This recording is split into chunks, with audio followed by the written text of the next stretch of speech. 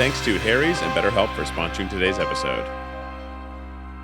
Can I announce something brave? Uh-oh. Please. I've turned the page on olives. Which olives are you into now? All of them. Wait, you didn't like it before, and now you like them. black olives? I like them all. You're Keith. insane. Keith, That is insane. Black olives? Keith, I like them all now. And I've been afraid to announce this for years This is crazy. because it was Try Guys Gannon that I hated olives. I made a bowl, and Keith said he was going to put olives in my bowl. That it was a good bowl for olives, and I went on a tirade about it. We continued. This is like a deep cut. Now this is part of your brand. This is lore deep cut. I don't think that any casual. I don't even think that hardcore fans know what the fuck I'm talking about. Yeah. But there's some of you out there, dozens of you, to which this is a big deal. And I kept up this ruse for a while. And How long have you been lying? This is like your secret girlfriend. Keith, years. Years? It's been trending this way for years. Wow. believe you like In black fact, someone olives. once sent me an olive meme, and I was like, haha, yeah, fuck olives, right? Meanwhile, secretly being like, I'm becoming a little olive free. So I got into the green olives. That's all of our gateway. Uh-huh. They're so good. Yeah. The big meaty boys.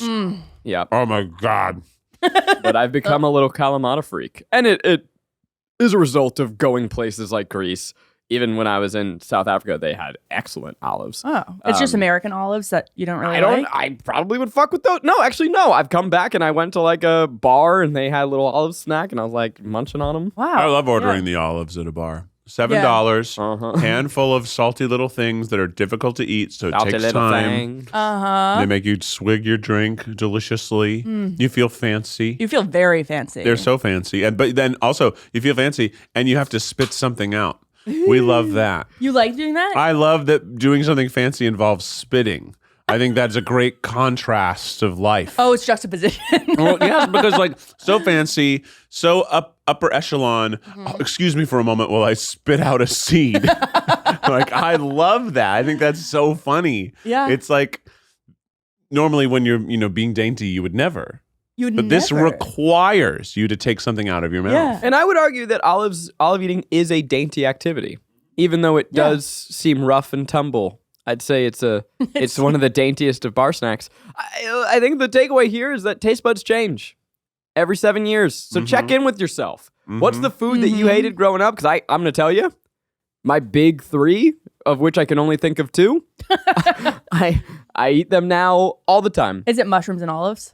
Oh, mushrooms maybe was one of them. And you know what, by the way, Rainie? I'm a mushroom freak. Oh my gosh. I Don't get me can't- started. I'm getting you the started. good ones are crazy. Rainie, you're started. I'm revving that The engine good up. ones are insane. They're so Yeah. good. They just suck up flavor better than They just anything. only serve children button mushrooms, and children are like, well, these suck. Yeah.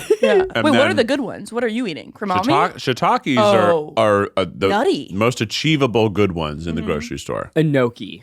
Enoki are so fun. Love me an enoki. I'm always those TikToks with them being fried as if they're fried chicken. Ugh. Always on my TikTok feed. Psilocybin. Delicious.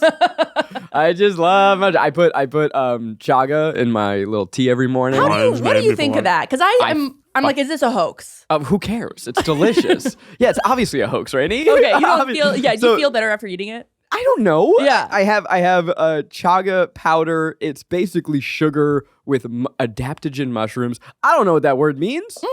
But I like adaptogen sounds like a made up word, right? Yeah. And I'm not here to Adaptogen? say that it is made up, but I'm here to say that I don't care if it's placebo. It's a nice little treat that makes me feel like I'm doing something for my brain. Definitely, yeah, because it's B vitamins, B for the brain. I actually learned this when I was a summer camp counselor, and they were teaching. Glutamine is a thing that helps with your focus and concentration. So, supplements are nice. Maybe that's what I haven't had just a lot of mushrooms in the last several meals. And yesterday I was telling Zach that like my brain was like very fogged all day yesterday. I couldn't focus. I was like anxious, but I couldn't figure out what I was anxious about. Yeah. You know, I was just having a weird, honestly, I think I was having like, people got like a weird mental health day. Like my brain was just not operating well.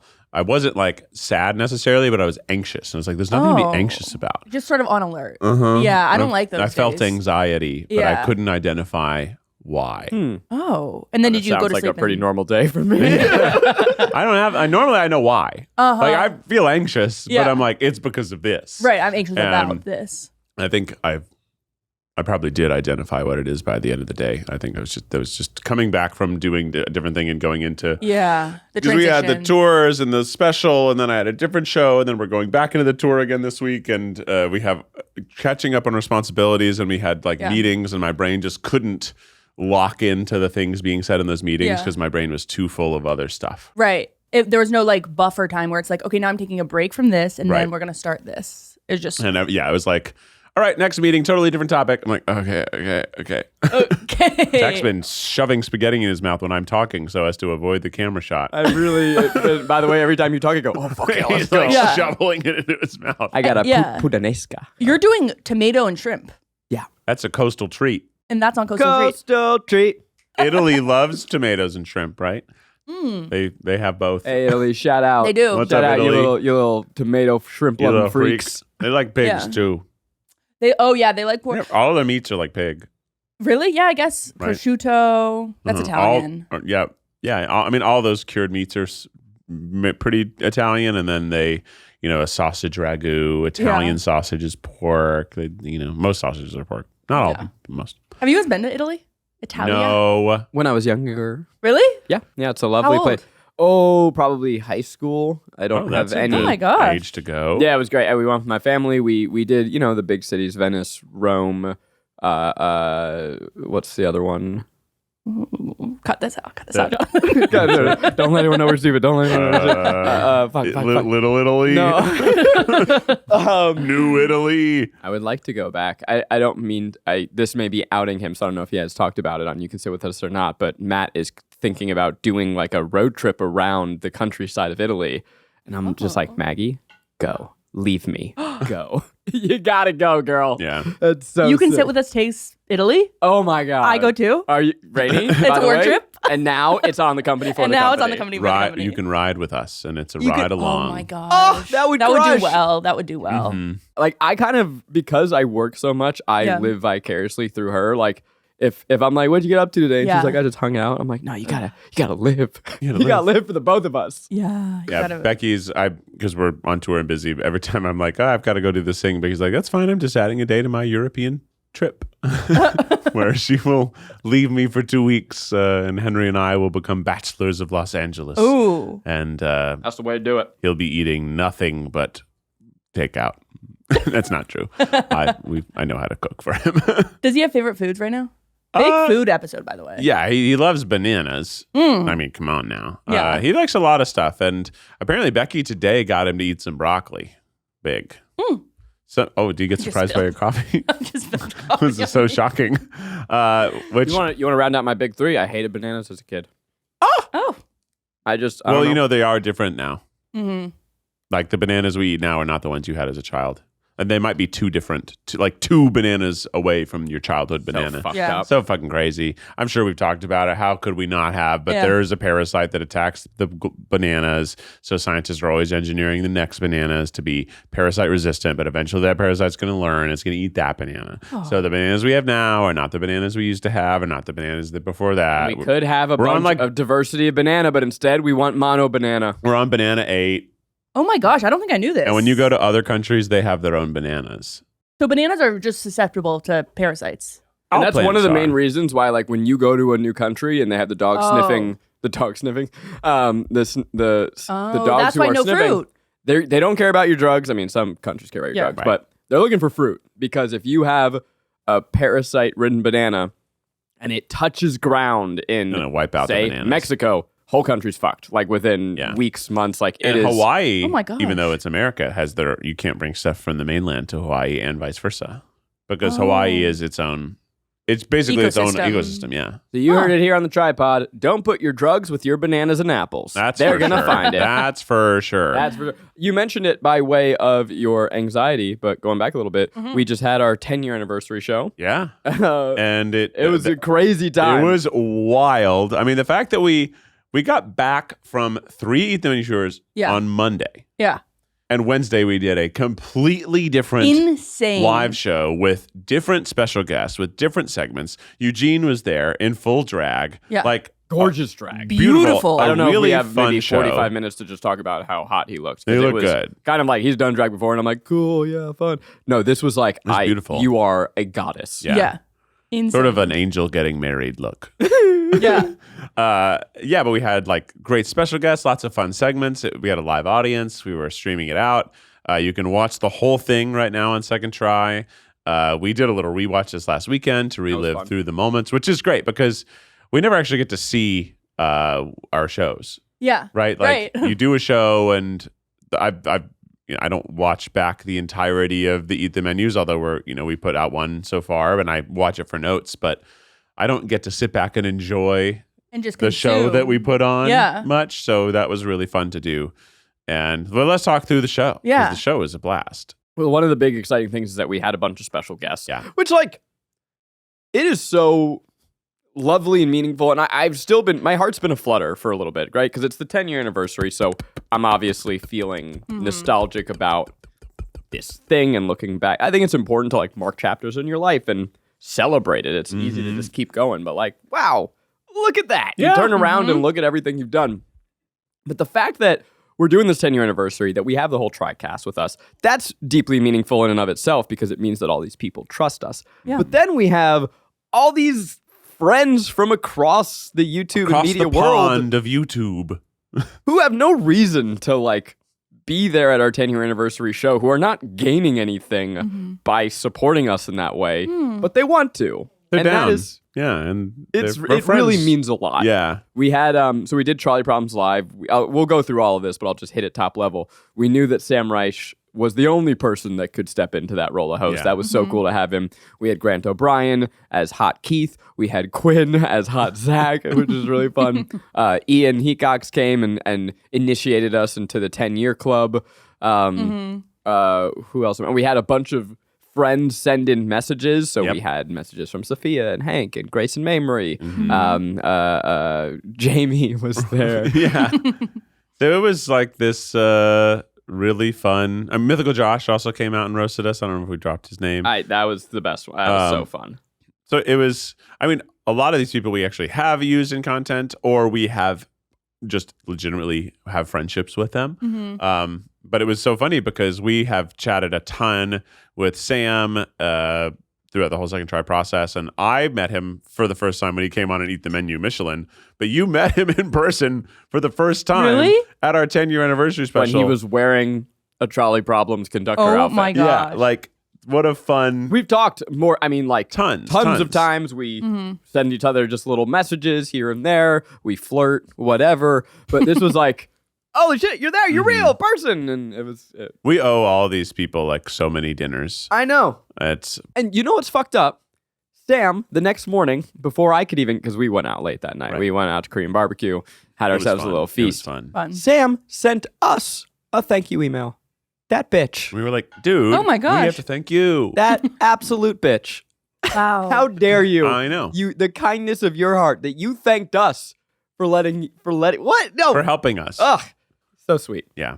How did, because I watched it last night and I was like, first of all, when did you guys do this? Like, when did you rehearse this? We didn't. You didn't rehearse it at all. No. In fact, Jared Popkin, who was only in the very beginning as like sort of a SNL type like guy calling from the audience bit, he got to sit and watch the show and he was like, yeah, that was so cool. Like, and he was like, when did you, like, were you running it today? I was like, well, not really. We actually never did the show before we just did it. And he's like, you didn't? You That's didn't insane. do it at all? Like, we did some cue to cues. So we like, What we is a cue to stand cue? here, this thing plays, then we move here, and this thing happens. Wow. Like, but Because it was polished. Like, I was like, it really was like I'll tell a you, full script. Doing it in the moment, didn't feel it. We were like, well, okay, where the fuck do... There's one moment that, so we're going to put up a better sound mix. And by the time you hear this, it may be too late. You may have missed. But during one of the video packages, I think it like goes to Hank Green. And you can still hear our microphones underneath for a second. And if you listen very closely, you can hear me go, okay, fuck, what's next? I need to go watch. I missed that. I didn't somehow. notice We that. had little note cards on stage that had basically like next scene, and we shoved them into the cushions of the chair. I literally went also to our like art department and said, "You see those note cards shoved in that chair? I want them there. I know that you can see them. I don't care. We need these. These are going to be necessary. These are our little helpers. And I had it's funny, I had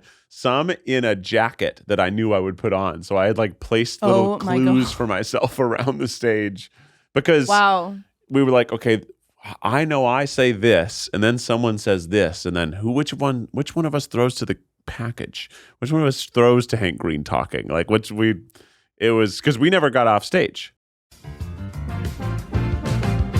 You know me, I'm always on tour. I'm doing shows all the time. And even though I am on tour all the time doing shows, I still have moments where I say a joke and it does not hit.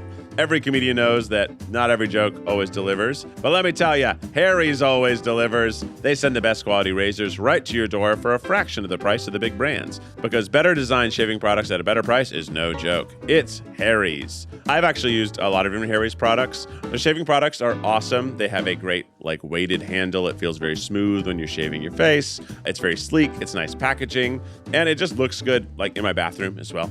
It keeps my facial hair looking good. The quality of the shave is super nice. I don't get a lot of little cuts. It's just great. I personally like the body wash a lot. It has a great fragrance, which is sort of very neutral, but still somewhat feels masculine for me. I just like it. They have the highest customer satisfaction in the shaving industry, and there's a no-risk trial. If you don't like your shave, no worries. It's on them. They have convenient subscription options that you can cancel at any time. Get the shaving products that always deliver. Get Harry's. Get started with a $13 trial set for just $3 at harrys.com/tripod. That's harrys.com/tripod for a $3 trial set.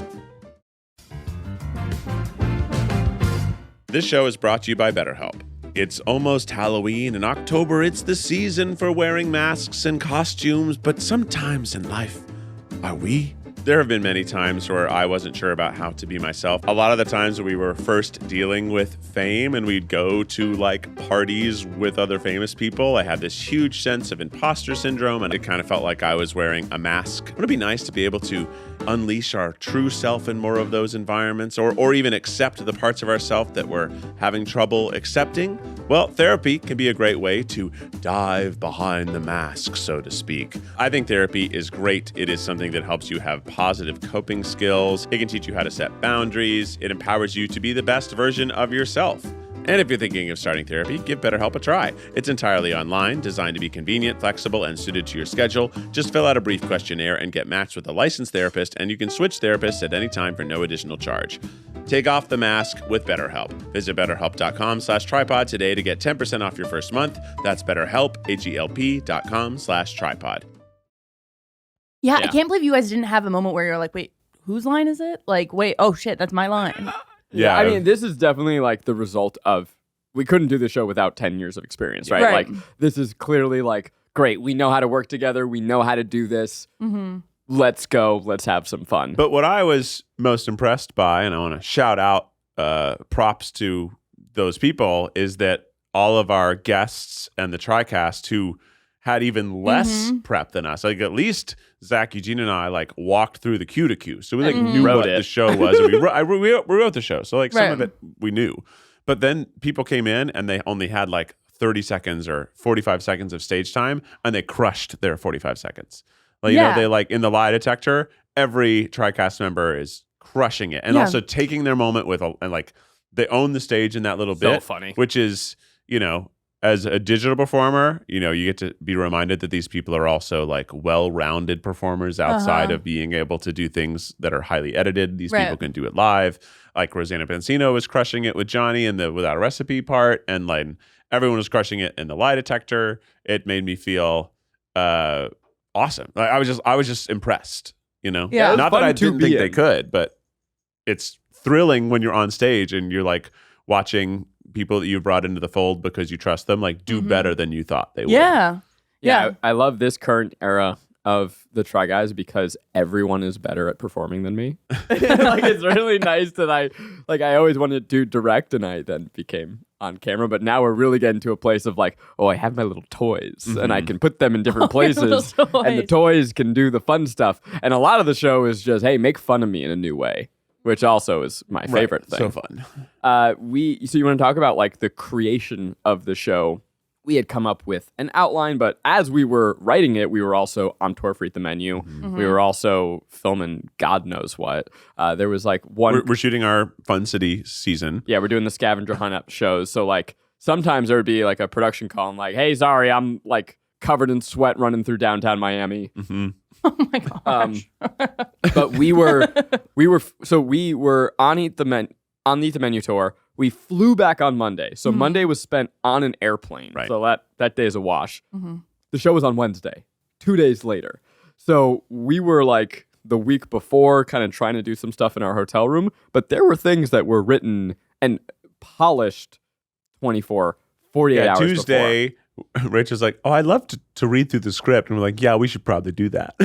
And then we walked through and we like added more script, changed like the fan fiction stuff was like underdeveloped until the day before. Fan fiction, we originally didn't have Joyce and Ash as part of it. And we realized like, well, wait, who's the narrator? Oh, it's so much more fun when we're caught off guard. So we added this structure to it where Joyce and Ash have rewritten the script for us. And now you didn't know what that script was going to be until no, we did, but I kept some stuff surprises from them, and then they kept some stuff surprises from me, and then Rachel added some stuff. And then we also wrote in things that were like, and then Keith says this, and I didn't have a plan for what I was going to say. So like there were like in the improv world that they're weirdly the terminology is called pimps, and it's a strange terminology, but it's like making someone come up with something on the spot when they don't intend to.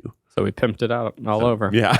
Okay. you were pimps big time. Good. I didn't know that's what I was doing. It's a negative connotation of making someone do something. Like in improv, you're supposed to give gifts to like say, well, welcome home, doctor. It's great to see you. Now you know you're a doctor, you're home, and we have a relationship, right? I've given you 3 gifts. But instead if I say like, oh, what's your name and how long do we know each other? Yeah, you're making I'm making you make decisions, and you might have already had some other things in your mind, and now you have to change entirely what you were going to do and answer my questions, which is not helpful. And also, neither of those things move the scene forward. Which is bad improv, but in the context of this, a delight. Oh, yeah. So really, really good improvisers do that on purpose because catching your friends off guard creates funnier comedy. But to do that to someone you don't know is bad. To do that to someone you're very comfortable with is a blast. Yeah. So that makes sense. We had those sort of fill in the blanks that we were lobbing at each other. And the goal was to make us break, which Eugene did tremendously, which is really fun. The other thing is, so Jared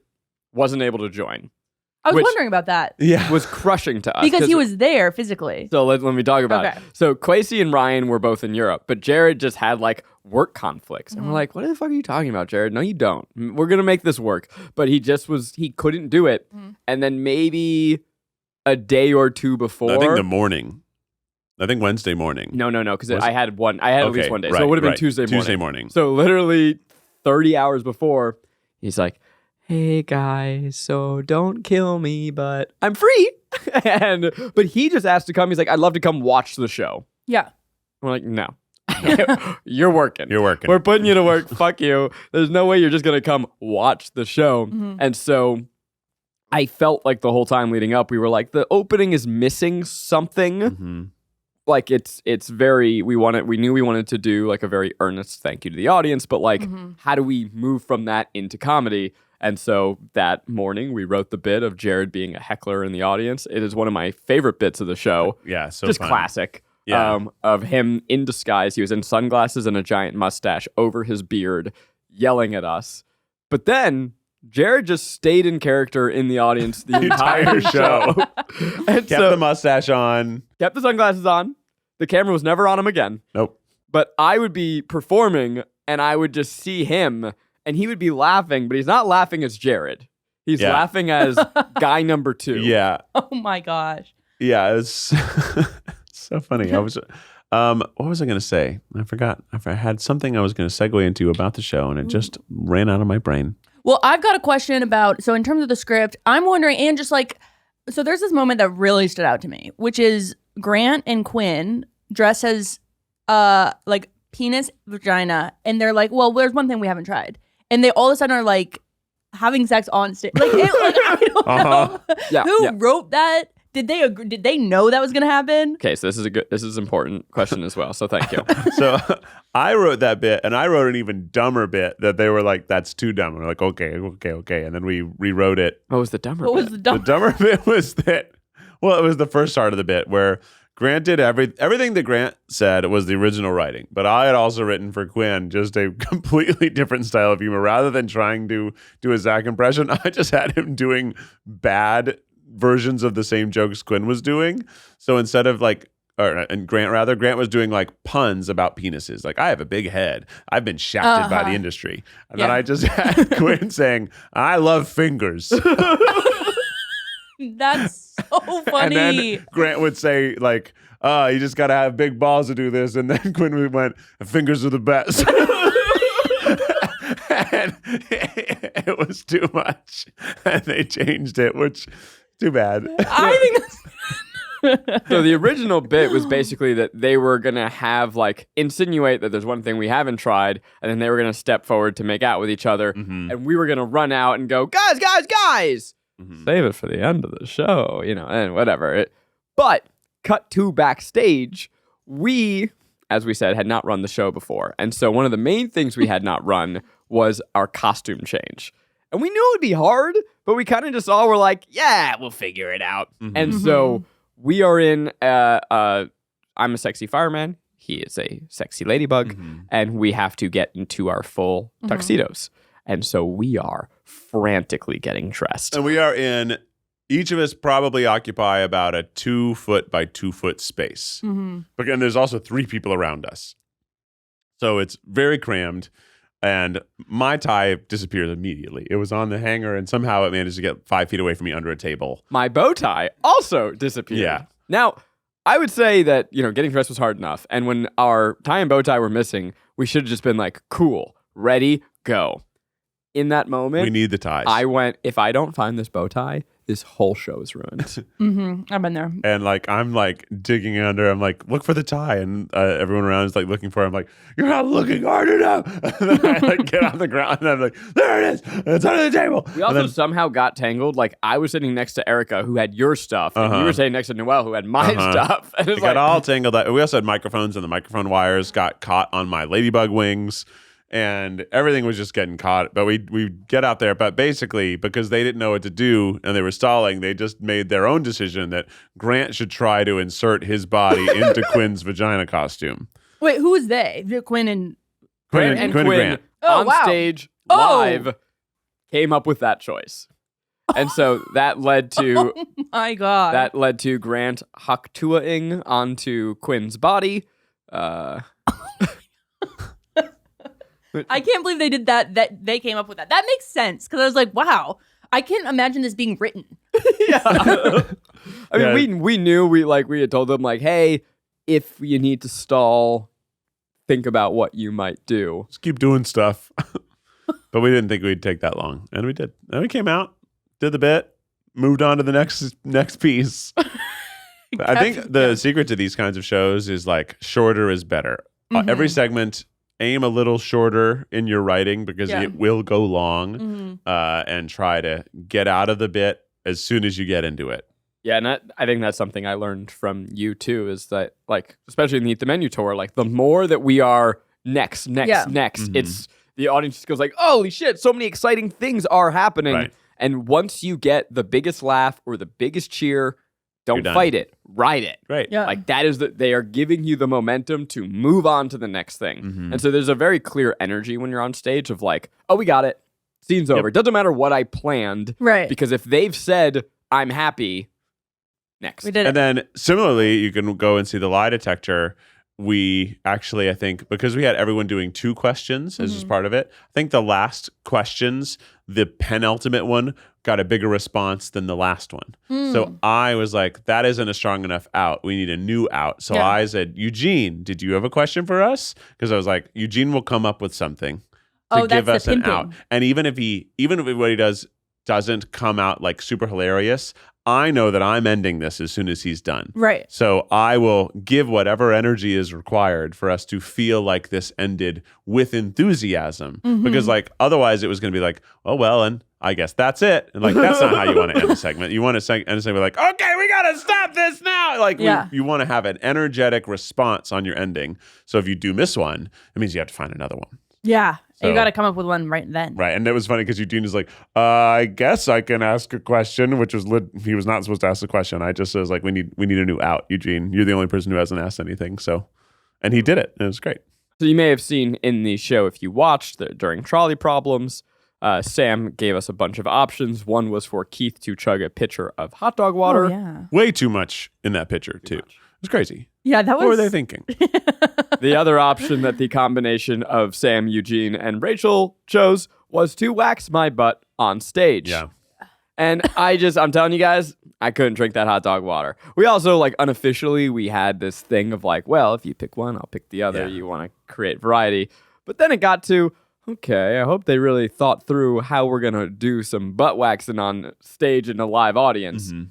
The detail here that I think is remarkable is that we had our cameras, right, for the live stream, but the venue also has a camera.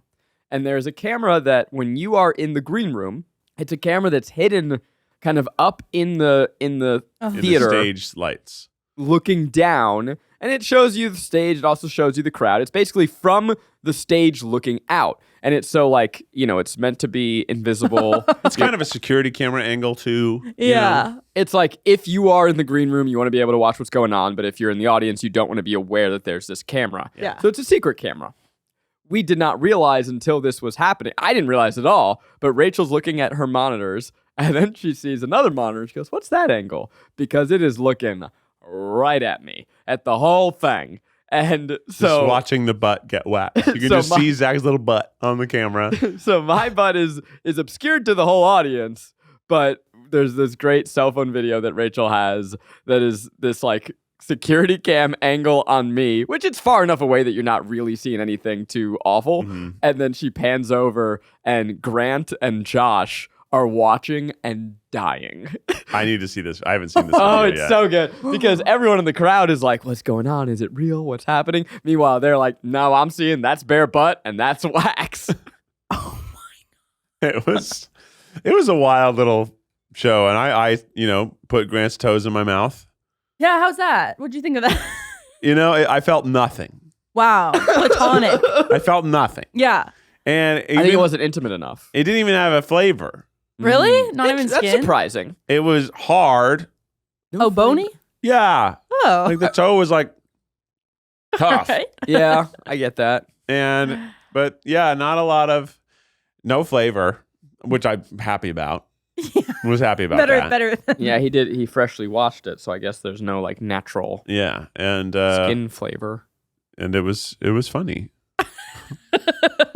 I It was a good little bit. It was. Yeah. I felt like the end of Oppenheimer when he's staring at the reflection of the raindrops causing ripple effects throughout history and realizing that he started the chain reaction that did end the world. Yeah. And I would say me watching Keith suck a toe on stage at our Yeah. 10-year anniversary, it was a what hath I wrought moment. It was your fault. It was. Yeah, And yeah.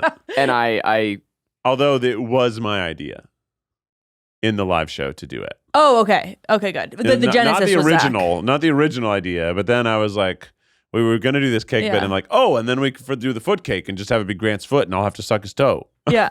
Or But it was very sweet of Grant because Rachel wrote this like, "Hey, are you okay with this bit?" And Grant's like, "Well, I'm totally fine, but is Keith okay with it?" aw. Because I know when when we were performing in Trolley Problems, he didn't seem very into it. But so I want to make sure he's okay with it. And Yeah. Rachel was like, "He wrote it." Yeah, what are you had the star-studded guests. What are they kind of like in real life? Can you give a BTS? Grant? Funny, Diva. I'm assuming? Diva. He's a diva? Huge Very serious. diva. Very Walks serious. around outside with an umbrella. It feels like every big celebrity does that. Yeah. I think they're all very similar to what you would expect. Yeah. Grant is bits all the time. Uh-huh. Just will never stop doing bits. Very nice. Yeah. though. Oh, yeah. Also, like I'd say the number one thing about all these people, kind, Oh. nice, friendly, Mhm. extroverted, and most of them are making jokes. Although Mhm. I'd say Grant makes the most jokes, followed by Josh, Yep. Mm. followed by Sam. Sam does more like winky handshake jokes. Like he's like, "Well, we shouldn't be doing that." Like very low tier, like Yeah. just friendly conversational jokes. Whereas Grant is doing constant improv bits, and he's, I mean, in a way that is good. Yeah. Like it's funny. It's always funny. He's always funny. Sam also is just so, I think, always tickled for anything around live performing. Like he loves going to see live comedy. So I think just even being in that situation, like he wasn't thinking about that it was our 10 year. He wasn't thinking about the video of it all. It's just, oh, how fun. We get to go put on a show for people. Yeah. Rosanna is always a blast. We haven't talked enough about Rosanna, who I'm so unbelievably grateful that she continues to love working with us. It's so Can't believe she agreed to put the Keith mascot head on. She loves it. She can't. It's like, and like we did our TriCast section, and she's like, "Yeah, I'll be part of that section." Yeah, which and is then cute. Quinn was actually the entire time backstage after his bit was just sitting quietly reading a book. So demure. Yeah. Very demure. Just sitting in a windowsill, looking at raindrops on the window, reading a book. He does sort of come across to me as like a book character, like a character in a book. He could be the lo-fi beats girl on the YouTube Exactly. playlist. Like you could just put him into that image. Yeah. And Fun fact, Quinn is reading a book that's the last book I read. Oh my The last book that he read is the book I'm reading now. Okay, you guys are the same. Which books? Both reading Kurt Vonnegut. And Grant can't read either. Like me. Both Kurt Vonnegut? Yeah. Oh, interesting. Because you were also reading Kurt Vonnegut a while ago. Yeah. That's the last book I read. Okay. So, I mean, it's been months. You're a in between. Kurt fan, though. Yeah, big Kurt head over here. Yeah. I finished 2 books. Not to brag. That's, This by year? the way, go off and brag. 2 audiobooks. Yeah. For 14-year-olds, but they're really good.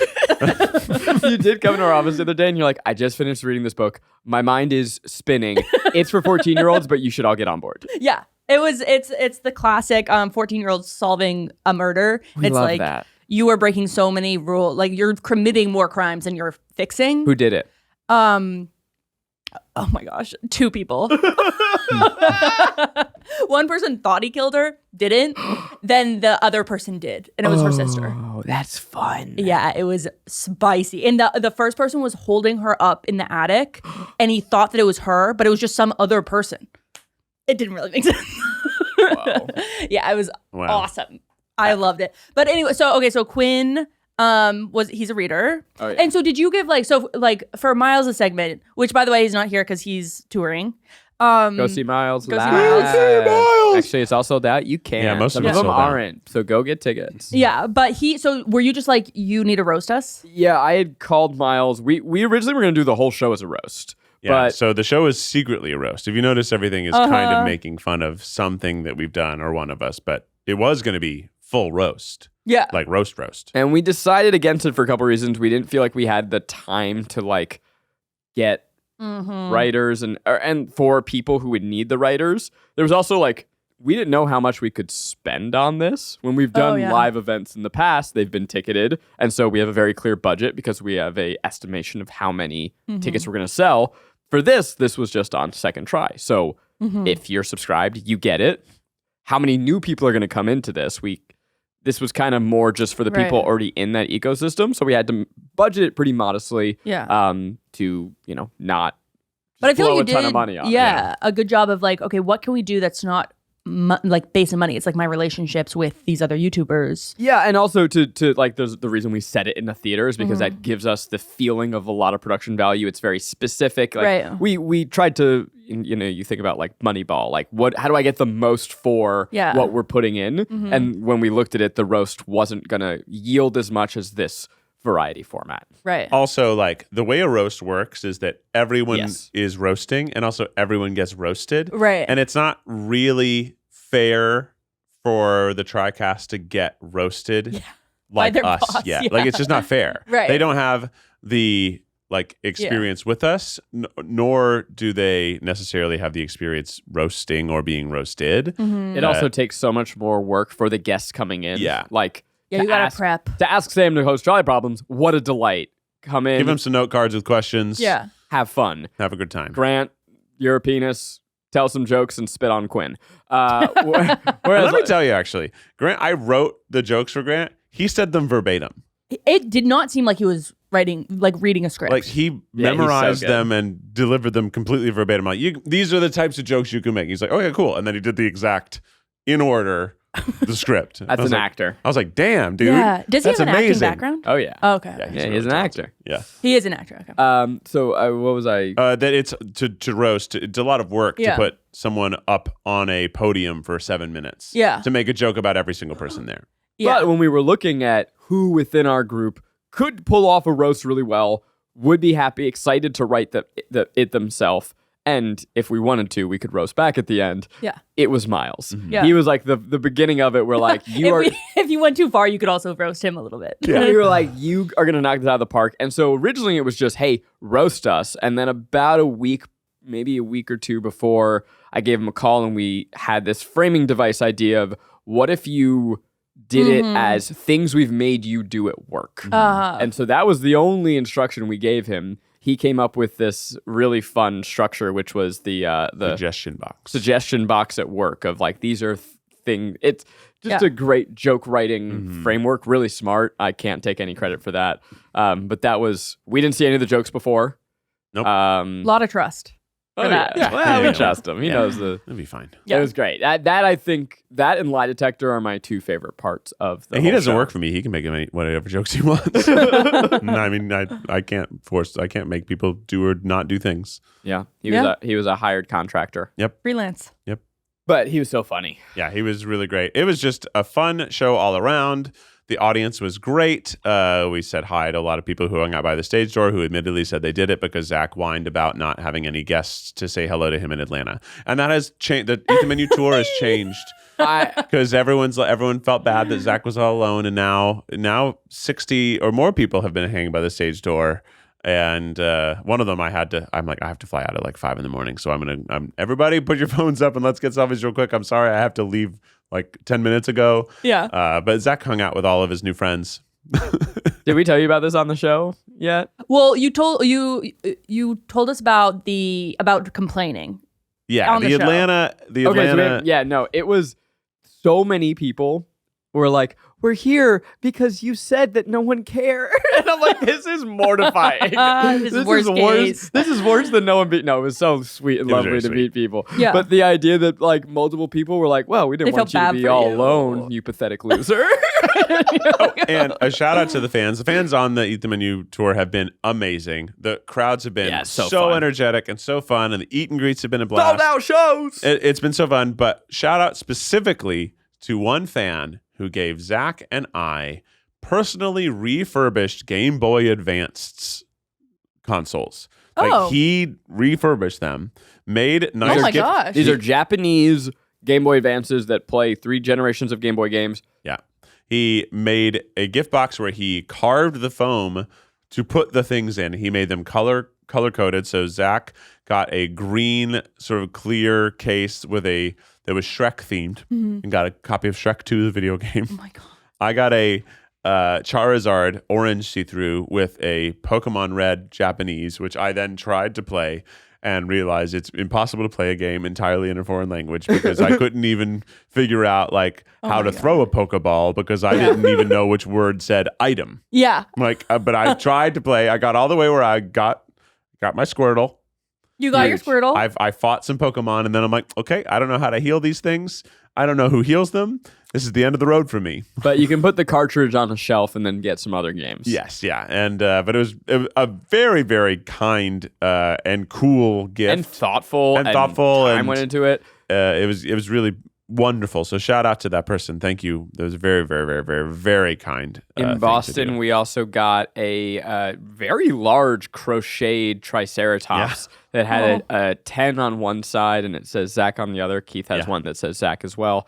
Yep. Well, no, mine says Keith. But I realized that our colors are inverted. Yeah. Mine's blue with green inner ears and feet, and his is green with blue inner ears and feet. That's very really so cute. And it's like a hefty. It's a big boy. Hefty crochet, like it's dense. Yeah. Oh my gosh. Yeah. How are the Eat the Menu tours? Are they easier as they go? Are they like? Do you think they're getting better? Or was it like? Oh yeah, the shows always get better as you do them. Yeah. I wouldn't call it a hard show to do because it's such a party in the room and it's so fun. And like we said earlier, you kind of underwrite the show because you know everything goes long. So there's actually only 4 segments in each act, which feels like, oh, that's not very many things, right? Yeah. But each segment has a lot of internal segments and has a lot of like guest announcements and has bits and games. We play Trolley Problems, which is 1 segment, but that's 3 questions. And there's going to be some sort of stunt that happens, right? So they're really, really fun. We did realize at some point that this is a pro wrestling show. That when people enter, it's like a professional wrestler entering, and you need to like sort of like perform as if it is like a pro wrestling show. Yeah. What do you think the odds of Desiree tackling you are? Because she's lobbying that hard. She is lobbying that. I don't know. It's probably not going to happen. Yeah. Stay tuned for El Cajon. El Cajon. Who knows? El Cajon. Anything could happen. Is this in coming El out Cajon. on this Thursday? This one? Not in 2 days, but in Well then, El Cajon was awesome, guys. El Cajon was a blast. Remember when Desiree tackled me? I'm still hurt. Yeah. Yeah. And then it's done. And then the tour is going to be over. Then it's gonna be done. Now we are looking at like some Midwest dates, but that probably won't be until 2025, and we'll figure that out. And so keep your eyes peeled. We'll let you know. But yeah, this one's done for this section. It's a fun section. show to do. It's fun. It is tourable, and it's a blast. And now that we've done it, I think it will make people even more excited for the next ones. And I'll probably change some stuff. Probably won't be the same show. We already did change some stuff. The first 2 shows had a totally different ending than the ending that we do now. Oh. And I've thought like, what else could I change? I've thought about changing some things. Like the ending of Act 1 has been really, really fun, but I could see that changing. In fact, it probably did change in El Cajon. And so this is a huge project. What's the next project that you guys are going to be working on? Are you just getting your feet on the ground, recovering from this? I mean, the big thing is we're working on our 2025 slate. Yep. We have to plan so much. Yeah. Well, I mean, honestly, we're late on our 2025 slate. We've had so many meetings where the team was like, great, and we're going to have it locked by this week. Right? But we just keep massaging little things here and there. Yeah. It's always in flux because things are always going to happen and change, but you try to make it be that it's going to stay 95% what you decide. Yeah, pretty much. But yeah, I mean, we're looking at like what seasons of shows are going to come out when, how many of those shows, how many can be like out in the world Try Guys style formats, what are studio formats that we're going to do, what of the stuff from pilot season are we going to greenlight and also make better to make a full season out of. And do we have time to make them better for when we need to film it? Like knowing that we're working on other things as well. It's this balance of we want to put full care and thought and investment into each thing, but we're also making so many new things at once that all of those need, the tender love and care. So trying to space out like, okay, we feel pretty confident we know how to make Trolley Problems now. Also, it's a blast and people really like it. Same with Escape the Kitchen. Like now that we've done that season once, we're going to knock it out of the park. Yeah. I mean, we already did knock it out of the park. Now we're going to grand slams only. The person in the boat in the river is going to catch the ball. Out of the park. Park. No, it's just like, so we did like a bunch of meetings on the shows that we've already done to postmortem to figure out what do we really love about it? What do we want to keep sacred? What can we improve? What would make the show more exciting? And what are other new formats we want to try still? Because there's lots of, there's so many new formats we want to try. So many we're always texting each other like, what if we did a show like this? Ooh, that's fun. And we also want to make sure that we have a balanced slate. Like, big stretch. He is cozying He is in. I don't know if comfy. he's probably off camera, but my God, he's being cozy. He's a cozy little bug. We also want to have like a programming balance, right? Yeah. So like there are a couple formats that we do that aren't Trolley Problems, but for whatever reason they feel close enough to Trolley Problems that we don't want those 2 shows happening at the same time. And then, something like Try Guys, we're going to have a new season of next year. I'll just tell you everything, right? We have a new season of Trolley Problems that's going to start at the end of the year. We have Escape the Kitchen is coming back top of the year. We are then going to do another season of Try Guys, but those episodes you can't block shoot because like we've tried that before. It's like we're working with this company over here and this guy in like the desert. For instance, like we have to go to Colorado to do the firefighting video. Oh, right. But I thought they're you were only going again. available on Thursday. Yeah. We have to go to San Diego to shoot the color guard video, and that has to happen on a weekend.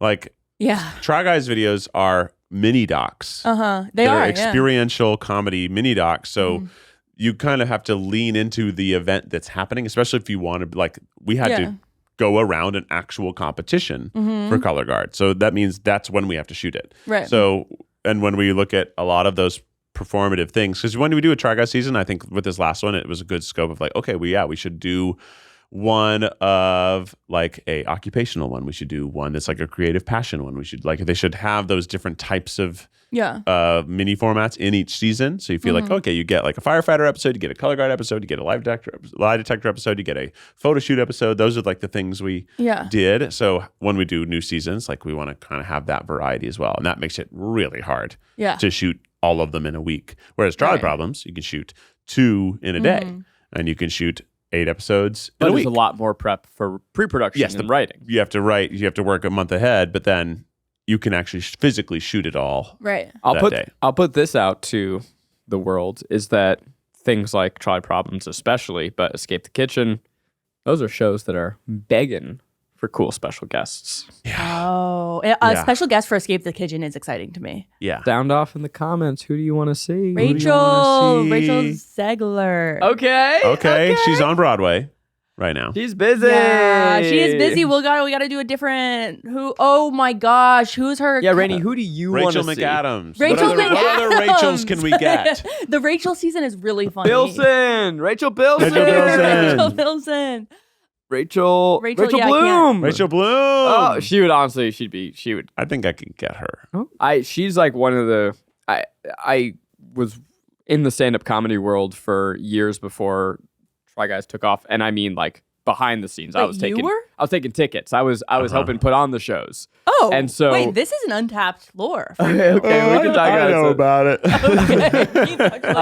But there are a few stand-ups that I saw throughout the years that just were like, oh, you are vibrating on a whole different frequency. Oh, wow. And I will never forget one Rachel Bloom set. Like I had a friend visiting and it was like everyone was great that night and heavy hitters in the show, but she was just second to none. Wow. We just had Reggie Watson an episode here, which was super It was exciting. a blast. He was just cool guy. Fireball of energy. Cool guy. So fun. So interesting. Brittany Also Broski on Escape the Kitchen would be thrilling. Immediately 3 million views. Okay. And it would elevate. Honestly, But and I we think actually we could put get her. that show behind a paywall. So. Oh, that's right. 3 million views on TikTok. On TikTok. Yeah. Hey, Our ad- 3 million new subscribers. That'd be awesome. Woo, Even if that'd they be only huge. stuck around for 1 month, I would Game take changer. it. I would take it. So so Brittany Broski is your number one. Brittany Broski is number 1 for sure. But I do like the idea of, I think that we could also tap into some reality stars like the Selling Sunset people. I think that would be That's fun. The most Hilarious. recent Bachelorette Oh, yes. versus the Golden Bachelor. That's so funny. So we've worked with reality stars once when we did our YouTube Red show years and years back. Yeah. And there was one episode that was maybe Bachelors versus, I don't remember what. Right. They're incredible. Really? They are soundbite machines. Yeah.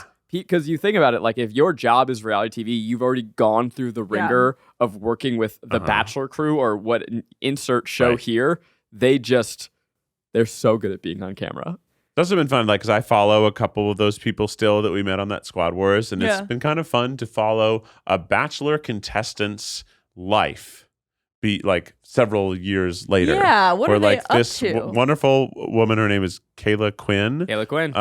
She I love Kayla. ended up with some other handsome guy. I don't know if he was ever on one of the Bachelors or not. She's got beautiful kids. She's like seems just so sweet. Has a very like idyllic American. We karaoke'd with her once in New York. Oh, Yes. my God. It was like we were visiting New York as the Try Guys. Yeah. And she was one of the only people friends we that knew. we all had. Like I had my high school friends in New York, my college friend, whatever, but it was like Kayla. It was like we gotta hang out with Kayla Quinn. Yeah, and she's very, very sweet, and her Instagram is very cute. I actually ran into the most recent Bachelorette. Is the Bachelorette? Her name was Rachel. Yeah, Oh, here we go. Let's get her. So then she's on. Let's get her. She's in. We were at this party where Rachel was there, and The Bachelorette. Oh no, this one was Jen. The other, Damn. but there was a Rachel was there. previous Bachelorette. Rachel was there too. I didn't get to say hi to her. I loved her season. Oh, yes. Rachel. So because it was me and Keith and Maggie and Becky. And so my pitch was that I'm like, Keith, you got to go say hi to Jen. You're such a big fan. And then about 2 minutes in the conversation, I'll come up and say, hey, Jen, can I borrow you for a minute? And then about 2 minutes into that, Becky, you should come up and say, hey, Jen, sorry to interrupt. Can I borrow you for a minute? And I was like, we can't do that to her. That's just all they do on that show. We can't do that to her. So funny. I feel like she wouldn't notice that something weird was happening. It's like that's just You real life. have to imagine, though, that becomes an inside joke for their friend group forever. Yeah. Right? Yeah. You have to imagine that her dad does it. Yeah. Hey, Jen, could can I I borrow you for a second? Can I just borrow you for a second? Could you come talk to me in the kitchen real quick? What dating show could we make on second try? I have a friend. I cannot pitch the literal title that just went into my brain for real. So maybe you'll have to bleep it. You can decide. It was called "Who Wants to Kiss Rainie?" Yes. Just because you're typically looking for that. Yes. You've I've been pitched, saying. Rainie, you've pitched wanting a dating show around you. Which, Right. Or I think Desiree, I wanted the podcast Make Out With Me, Right. where we kiss and then talk about it. Yeah. Or Kiss and Tell, I guess. Right. Make Out With Me is funnier because it's a worse title. But you get it. Kiss and Tell, that's such a playful thing. Yeah. God, I forgot about this idea, and it's so good and impossible. Rainie, you just have to go on your own. I got it. Yeah, I got it. And then we'll buy. Then we'll buy it. We'll Yeah. acquire it. We'll acquire it, but I can't come up with that. Yeah. But I have a friend who's just the sweetest man, and we were talking this weekend. We were joking like, oh, he would kill on Love Is Blind, and then we were like, well, wait a second, maybe we could just come up with something. I have thought about what if you did a show that's like regular people going on bachelor dates, like where like they That's have to funny. go to a vineyard, but at the end they're going to slow dance alone while a semi-famous country music star sings at them, because that's what That's so the dates funny. are all always like that. And then they watch fireworks. Always They're fireworks. always like the same, but like Yeah. how can you make it be that regular people go on an unbelievable first date? And it's sort of like that could be the dating show. It's like Yeah. pair people together, but their first date is like, oh, you're going to go climb a volcano. Hilarious. Yeah. Also just so intense. Yeah. Yeah. Okay, what about Silent Love? And it's a dating show where you get people with really annoying voices Oh my God. who then go on dates, but they're not allowed to talk. How is this entertaining? Honestly, take out the annoying voices. You don't even need it. Love is blind. They can't see each other. Right. Love but is they could- silent. but they could talk. They This go is on like dates Ariel, together, And then they talk after. and then they do the direct to camera, so you get narration. Uh-huh. But see if you can fall in love with just body language. Or, you know, That's pretty there's, fun. there's always those like romantic stories about someone who speaks this language ends up with a one person who they don't speak the same language. Yeah. So like literally make people date who don't speak the same language. So they have to find a way to communicate and go through the date. That's fun. And then we get to see the subtitles to see what they're trying to say to each other. That's probably hilarious That's and adorable. really good. That's Like, you so are still good. going to Cut it talk. out of the episode. We're greenlighting it. We got to do it. You're like, we got to do you it. want to get some wine? God, that's so fucking cute. Yeah, it's really cute. Okay, we've got 5 minutes left. I want to hear about your weekend, your life. Like, just what are you thinking about in terms of like not work? I mean, yeah, we just came up with a fucking banger show, so I'll talk about anything else. That's great. What What am I thinking about outside of work? Yeah. I did. Okay, you'll like this Okay. because I'm not a little chef boy, but I thought there are foods that I like in the world at restaurants that I would never cook for myself. Yeah, Can't be that fucking hard. we can make that at I home. love this attitude. So I got a black cod. I had a miso glaze. I made a miso black cod. Oh my And God. guess what? It was easy and almost as good as the restaurant. Hey, hell yeah. No, that's really good. It was easy. You Yeah. Wow. just marinate that sucker overnight, Mhm. which can I tell you, that's the first time I've ever marinated anything That's in my insane. life. That is That's wild. absolutely insane. How is that surprising to you? Because marinades are like the easiest Yeah. thing, and most like people It requires do that. foresight. It requires does. thinking about tomorrow. Oh, I'm such a foresight cooker now. Uh-huh. I have a brisket that is fully seasoned and vacuum sealed and frozen and uncooked that I know that, okay, I will want to have this for a time. Yeah. But when I have that time, I need to start cooking it 5 days in advance. Oh wow. Because it marinates for 5 days. No. It's it marinating cooks for 3 to 5 days Oh it my cooks. gosh. in your sous vide. in my sous vide. I've never heard of cooking something for days. Oh, yeah. I cook things for days. I've never done that. I cook the big meal things like turkeys. I normally when I do a turkey for Thanksgiving, it's like a 2.5 day process. I'm not It's there. not active. It's just there are moments that happen across. those Right. few You days. can't just, you have to kind of be around. You don't want Yeah. to burn a house down. Right. Yeah. But you can't burn a house down with a sous vide. That's the beauty. It's just hot water. It's not even boiling water. Oh. It's just hot water. The thing that I am trying to take with me too is to have a plan for food when I buy it. Mm-hmm. Because I'll just, Yeah. you go through, we go to the little farmer's market, we go to the grocery store, and you see things, and you go, Uh-huh. ooh, that's fun. Oh, that's Ooh. cool. Yeah. And then we get home, we're like, the fuck am I going to do with this? Yeah. And then, It's like I have just smoked salmon. What am I? yeah, no or, bread. or like I have tuna, but not the sauce, or not the, Right. and then shit goes bad, or I don't want to cook it. So that was a Yeah. big thing, is I got the cod with the plan. With the plan. All right. Well, with that, I mean, we don't have our advice. Any advice from you guys? Make sure you're registered to vote.